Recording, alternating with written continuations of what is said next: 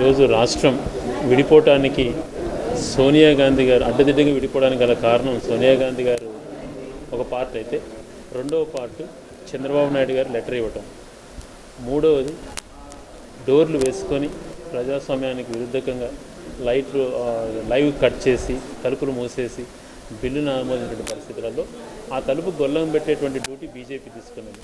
ఆ రోజు బీజేపీ వాళ్ళు పూర్తి స్థాయిలో సహకరించడం బట్టే రాష్ట్ర విభజన జరిగింది. బీజేపీ కాంగ్రెస్ రెండు కూడా ఆ రోజు ప్రజాస్వామ్యాన్ని కొని చేశాయి. ఆ రోజు 10 సంవత్సరాలు ప్రత్యేక హోదా ఇస్తామని చెప్పినటువంటి కేంద్ర ప్రతిపక్ష పార్టీలో ఉన్నటువంటి బీజేపీ ఈరోజు అధికార పక్షానికి వచ్చినాక మాట మార్చుతుంది. మేము ఇవ్వలేము, ఆ సిఫార్సు లేవు, ఈ సిఫార్సు లేవు అని చెప్పి మాట్లాడడం చాలా దుష్టకరం. ఈ విషయం పైన కేంద్ర ప్రభుత్వం పైన ఒత్తిడి తేవటానికి, ఆంధ్రప్రదేశ్ ఇప్పుడున్నటువంటి పరిస్థితులలో ఆదుకోవటానికి ప్రతిపక్ష నాయకుడు వైఎస్ జగన్మోహన్ రెడ్డి గారి ఆధ్వర్యంలో ఢిల్లీకి పెద్ద ఎత్తున వెళుతున్నాం. 2 స్పెషల్ ట్రైన్స్ కూడా ఆంధ్రప్రదేశ్ నుంచి బయలుదేరుతున్నాయి. 10వ తేదీ సోమవారం జంతర్ మంతర్ వద్ద పెద్ద ఎత్తున ధర్నా చేసి అక్కడి నుంచి పార్లమెంటుకు మార్చేసి మా నిరసన వ్యక్తం చేసి ఇక్కడ ప్రత్యేక హోదా ఎంత ఇంపార్టెంట్ అనే దానిపైన అక్కడ చెప్పడం జరుగుతుంది.